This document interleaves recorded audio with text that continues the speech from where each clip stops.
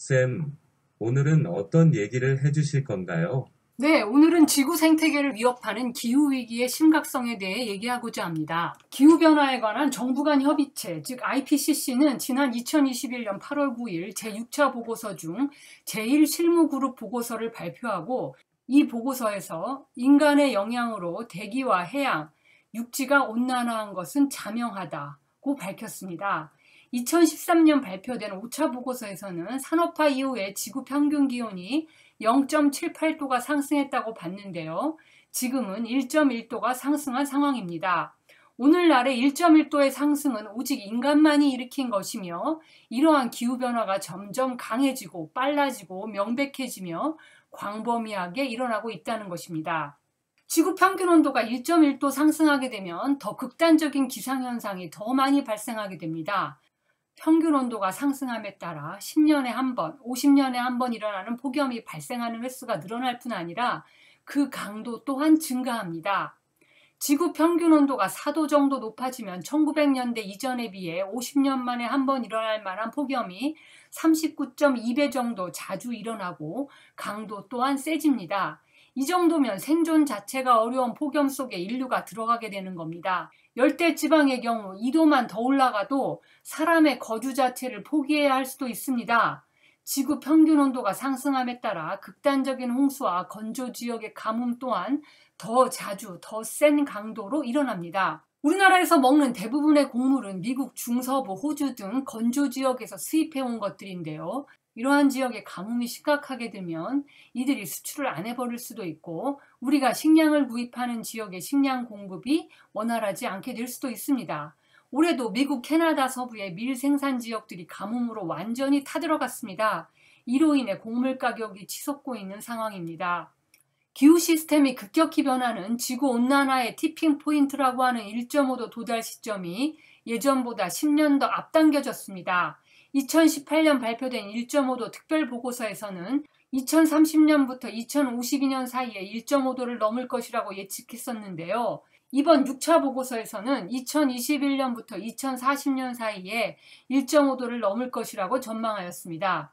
6차 보고서에서는 5개의 공통 사회 경제 경로 시나리오로 미래를 전망했습니다. 온실가스를 가장 많이 배출하는 시나리오에서는 이산화탄소 배출량이 30년 후 2050년 현재의 2배가 됩니다. 반면 온실가스를 가장 적게 배출하는 시나리오로 미래가 진행되면 2050년경 세계는 이산화탄소 배출과 흡수가 0이 되는 탄소 중립에 도달합니다. 하지만 어느 시나리오로 진행되든지 20년 뒤인 2040년까지 지구 평균 온도는 산업화 이전 대비 1.5도 상승할 것으로 전망됐습니다. 온실가스를 더 많이 배출하는 시나리오일수록 이러한 시점은 점점 더 빨라집니다. 현재 수준의 탄소 배출이 지속될 경우 세기말인 2081년 내지 2100년 전 지구 지표면 온도는 4.4도 상승합니다. 지구 평균 온도 상승은 지구 생태계에 큰 영향을 미치는데요. 온도가 2 내지 3도 상승하면 이번 세기 안에 생물종 54%까지 멸종할 것으로 예상됩니다. 지구 역사상 6번째 대멸종이 현실화될 수 있는 것입니다. 쌤, 대멸종이라고요? 대멸종이 뭔가요? 태양계의 한 행성으로 지구가 탄생한 이후 46억 년이 지났습니다. 이러한 지질시대 동안 지구에서는 5번의 대멸종이 일어났습니다. 마지막 5번째 대멸종은 중생대 백악기 말기에 일어났는데요. 5번째 대멸종 때 우리가 알고 있는 모든 공룡이 사라졌으며 모든 생물종 중 70%가 멸종한 것으로 추정됩니다. 5번째 대멸종의 원인은 운석 충돌로 추측됩니다. 이 가설에 따르면 폭 13km에 달하는 운석이 72,000km/h의 속도로 현재의 멕시코 유카탄 반도에 떨어졌습니다. 충격으로 인해 폭 180km, 깊이 19km 구멍이 생겼고 인근 반경 1450km 땅이 모두 불탄 것으로 추정됩니다. 그러니까 지금부터 6,500만 년 전 중앙아메리카 멕시코 유카탄 반도 북쪽 칙슬루브 지역에 운석이 떨어진 것입니다. 운석이 충돌하여 발생한 충격파로 전 세계 해안에 거대한 쓰나미가 들이닥쳐 초토화되었죠. 거대한 충격파와 고온 등으로 인해 운석이 충돌한 반경 100km 안에는 살아남은 생명이 거의 없었습니다. 그리고 엄청난 양의 먼지가 성층권으로 올라갔습니다. 대기의 흐름이 정체되어 있는 성층권에서 먼지는 지구 전체를 뒤덮어버립니다. 햇빛이 이 먼지에 가려져 지구의 온도가 내려갑니다. 그리고 일부 먼지는 비에 섞여 내립니다. 남극과 북극을 중심으로 땅이 얼어붙었고 지구 전체가 추워집니다. 설상가상으로 햇빛이 약해지니 식물들의 강합성 역시 대거 줄어듭니다. 하지만 그 이후 다시 지구온난화가 시작됩니다. 이산화탄소 같은 막대한 양의 온실가스가 운석이 충돌하는 과정에서 뿜어져 나왔기 때문이지요.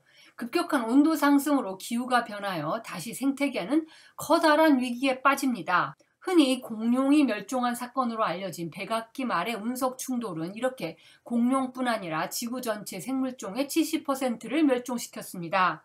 5번째 대멸종 이후 포유류가 지구를 지배하게 됐습니다. 공룡의 후예는 조류의 형태로 현재도 살아가고 있습니다. 약 1만 년 전 인류가 문명을 시작할 때부터 지질시대인 신생대 제사기 홀로세를 지나 인류가 쓰고 버린 플라스틱 등이 땅에 버려지며 지층이 다시 구성되는 인류세라고 부를 수 있는 현 시대에 지구는 또 다른 대멸종을 향해 달려가고 있습니다. 인간 활동에 의한 지구온난화와 더불어 급격한 도시화와 농경 등에 따른 서식지 파괴, 해양의 산성화 등 대부분 인간 때문에 일어나는 환경 파괴로 생태계가 위협받고 있습니다. 쌤, 만약 지금, 그러니까 인류세의 대멸종이 발생한다면 이전의 대멸종과 어떤 차이가 있나요? 지금의 대멸종은 인간에 의해 이루어지고 있다는 것 외에도 중생대 백악기 대멸종과 몇 가지 점에서 다른 점이 있습니다. 백악기의 대멸종은 공평한 멸종이었습니다. 지상 최대의 몸집을 자랑하던 공룡과 하늘을 지배하던 익룡부터 시작해서 암모나이트나 벨렘나이트와 같은 연체동물, 그리고 여러 식물종과 유공충 등 전 범위에서 다양한 생물종이 멸종했습니다. 그러나 지금 인류세의 대멸종은 불공평합니다. 다양한 생물종이 멸종해도 인간은 살아남을 것입니다. 사라지는 것은 인간을 제외한 다른 생물종입니다. 포유류, 조류, 양서류와 파충류, 그리고 식물들, 곤충들은 이미 사라지고 있지만 인간은 건재합니다. 건재한 정도가 아니라 개체수가 폭발적으로 늘어 이제 78억 명을 넘어섰습니다. 대멸종의 원인은 인간에게 있는데 정작 멸종하는 건 다른 생물입니다. 물론 인간이라고 다 무사한 것은 아닙니다. 온실가스를 유발했고 유발하는 나라는 대부분 선진국이거나 경제가 빠른 속도로 성장하는 나라입니다. 하지만 기후변화로 인한 해수면 상승으로 국토가 침수되는 피해는 투발루, 방글라데시 등 책임이 거의 없는 나라에서 일어납니다. 또한 부자 나라는 방파제와 방조제를 만들고 다른 대책을 세우지만 가난한 나라는 국토가 물에 잠기는 걸 그냥 지켜볼 수밖에 없습니다. 거주 이전의 자유가 사실상 없는 가난한 나라 사람들에겐 올라가는 해수면이 초원을 잠식하는 사막이 두렵습니다. 가뭄과 홍수 앞에 버텨야 하는 전 세계 10수억 명의 가난한 나라 사람들은 법적으로는 거주 이전의 자유가 있지만 실제로는 어떤 대안도 없이 기후난민으로 내몰려 기후위기 앞에 내동댕이 쳐져 있습니다. IPCC 6차 보고서에 따르면 지구 평균 온도가 1.5 내지 2도 상승할 경우 17억 명이 폭염에 노출되고 4억 2천만 명이 온열 질환으로 고통받을 것이라고 합니다. 수해로 약 270만 명의 이재민이 매년 발생할 수 있고요. 이러한 이상기후는 결국 식량, 식수 부족으로 이어집니다. 2050년까지 기아와 영양실조로 생명을 잃거나 위협받는 인구가 최대 8천만 명까지 늘어날 것이라고 예상됩니다. 이러한 기후변화로 인한 홍수, 폭염, 피해 등은 가난한 사람에게 더욱 취약합니다. 가난한 이들은 더 불행해지고 부자들은 거의 상관이 없습니다. 오히려 기후변화를 기회로 더 돈을 버는 기업과 사람도 있겠죠. 기후변화에 의해 여름에 폭염이, 겨울에 혹한이 이전보다 더 자주, 더 심각하게 이어지겠지만 항상 쾌적한 온도에서 지낼 수 있는 부자들에겐 남의 일입니다. 사시사철 전기요금을 두려워하며 집을 지켜야 하는 가난한 이들에게 더 추운 겨울, 더 더운 여름은 현실적 위협이 되었습니다. 40도가 넘는 여름을 선풍기만으로 어떻게든 보내야 하고 영하 10몇 도의 추위에서도 이불을 둘둘 말고 버텨야 하죠. 결국 버티지 못한 채 죽는 이들이 늘어납니다. 인도에서 방글라데시에서 아프리카의 내전 지역에서 더위에 버티지 못하고 죽어간 이들과 중앙아시아와 동유럽에서 한파 속에 죽어간 이들, 그리고 가까이 우리나라에도 홀로 사는 가난한 노인들과 극빈층이 한여름과 겨울을 이기지 못하고 사라져가는 모습이 지금의 현실입니다. 온실가스로 인한 대기의 가열 효과는 뒤늦게 나타납니다. 온실가스 농도 상승으로 인한 영향이 공기 중에 드러나기 위해서는 전 세계 바다 표면이 따뜻해져야 하는데요. 그 시간이 최소 10년에서 30 내지 40년 정도 걸린다고 봅니다. 현재 우리가 보고 있는 기후변화로 인한 산불, 재해 등의 결과는 20 내지 30년 전 배출했던 온실가스로 인한 영향이 지금 드러나고 있는 것입니다. 마찬가지로 우리가 지금 배출하는 온실가스로 인한 영향은 20 내지 30년 뒤에 나타납니다. 지금 당장의 편리를 위해 온실가스를 배출하면 현 세대는 편익을 얻을 수 있지만 30년 후 우리 후손은 엄청난 기후재앙을 겪게 됩니다. 세대 간 정의의 문제도 발생하는 것입니다. 쌤, 정말 상상하기조차 끔찍하네요. 이런 일들이 정말 일어날 수 있다고요? 일어날 수 있는 게 아니라 지구온난화에 의한 이상기후가 이탈리아, 터키, 미국 등 지구촌을 연일 덮치면서 피해가 속출하고 있습니다. 이탈리아는 역대급 폭염으로 인한 산불 진화에 어려움을 겪으면서 피해가 갈수록 커지고 있습니다. 이탈리아 시칠리아 기상청에 따르면 2021년 8월 11일 시칠리아 섬 남동부 도시 시라쿠사의 낮 최고 기온이 섭씨 48.8도까지 치솟은 것으로 잠정 기록됐습니다. 이 같은 역대급 폭염과 함께 산불도 계속 확산되고 있습니다. 이탈리아 반도 앞굽에 해당하는 남부 칼라브리아에서는 고온의 강한 바람을 탄 화염이 건조한 토질과 바싹 마른 수풀을 잿더미로 만들어 주요 도로가 폐쇄됐습니다. 일부 마을 주민들은 산불을 피해 안전지대로 급히 대피하기도 했습니다. 한편 미국 시카고 일원은 8월 11일 오전부터 정오 무렵까지 시속 110km에 달하는 강풍과 동전 크기의 우박을 동반한 폭우가 쏟아졌습니다.